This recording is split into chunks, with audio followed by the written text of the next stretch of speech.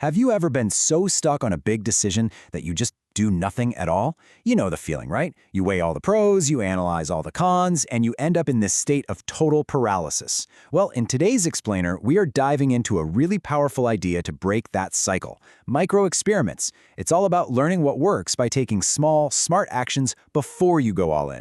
Okay, so let's get right into it by talking about a feeling we all know way too well: the paralysis of choice. It's that exact moment when you're facing something new, a new project, a career change, you name it, and you just freeze. It's a great question, isn't it? We often have the ambition, we have the ideas, but when it's actually time to take that first step, something just stops us. So what is really going on in our heads that creates this huge gap between wanting to do something and actually doing it? Well, this is what's often called analysis paralysis. See, when we're just stuck in our heads, every single option seems possible, which is exciting, but at the same time, every option also feels incredibly risky. We don't have any real-world data, right? No hard evidence to point us in the right direction. And so we get trapped in this mental loop of what-ifs and endless comparisons, and it just leads to total exhaustion and, you guessed it, zero progress. So how do we break out of that loop? Well, the answer is a pretty fundamental mindset shift. It's all about moving from just thinking to actually doing. It's this simple idea that action creates clarity. And this slide just lays it out perfectly. On one side, you have pure thought. It's abstract, it's kind of fuzzy, and it's all based on your imagination. But over on the other side, you've got action. And even a tiny little action produces real feedback from the world. It gives you actual experience, and that experience, that's what builds real, genuine clarity. This right here, this is the core idea. True understanding, it doesn't just come from some perfect light bulb moment. Nope, it comes from making contact with reality. You don't figure out if you're a good painter by just thinking about it, right? You figure it out by picking up a brush and seeing what happens on the canvas. So, this brings us to the actual tool for taking that small, smart action. If we want to learn from reality without taking these huge, scary risks, we need a specific method. So, let's define what a micro-experiment actually is.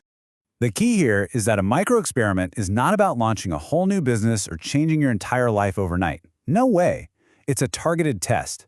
Its sole purpose is to take one of your big what-ifs, one of your biggest unknowns, and turn it into solid, useful information. Now let this one sink in for a second, because this is a real game changer. We're so often focused on succeeding, right? On making immediate progress. But with a micro-experiment, that is not the goal. The goal is simply to learn. Whether the outcome is what you hoped for or not, if you learned something, the experiment was a success. Okay, so maybe you're sold on the idea, but how do you actually build one of these things? Let's move into the practical blueprint and see how you can put this to use, like today. A really great micro-experiment has these three qualities. First, it has to be small. That means your investment of time, of money, of emotional energy is super minimal. Second, it's got to be specific. You're not testing your entire grand vision, you're just testing one single assumption, like, will people pay for this? Not, will my entire business succeed? And third, it's reversible. If it's not working out, you can stop easily with very little loss. And here are some real-world examples to make this concrete. Let's say you're thinking of becoming a coach. Don't quit your job and build the website. Just offer to help 3 friends for free and see if you actually like it. Or maybe you have a new product idea. Don't build the whole thing. Just sketch it out or have a few conversations with people who might buy it. These are all low-cost ways to get that priceless, real-world feedback. Now, let's talk about the big monster in the room, the fear of failure. What happens if your little experiment completely flops? Well, the beauty of this framework is how it completely reframes what failure even means. Just look at this comparison. When you make a full commitment, the stakes are incredibly high. A failure can be a massive setback. But with a micro-experiment, the stakes are low by design.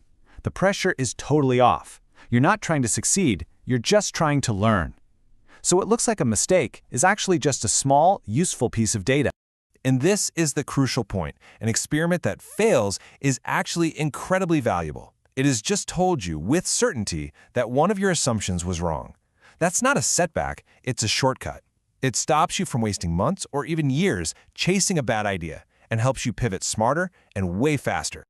So this is the new definition of success. It's simple. Did you learn something you didn't know before? If the answer is yes, then the experiment worked. Period. Okay, we've covered the why and the how. Now let's make this incredibly practical. What does this mean for you right now? It's time to design your own experiment. Take a second and really think about this. What's one thing you're hesitating on just because you're not sure? Is it about a project at work, a relationship, a skill you want to learn? Just try to identify that core uncertainty. Okay, now, based on that uncertainty, think about this. What is the smallest possible action you could take to get a little bit of information? Not the biggest or most impressive step, the smallest thing. And remember the rules. Make it small, make it specific, and make it reversible. This is not a commitment. It's just one tiny step to learn something new. And we'll end on this really powerful idea. You don't have to wait until you're 100% certain to get started. In fact, you almost never will be. The clarity you are looking for is on the other side of action. It comes from movement. So what's your next small move?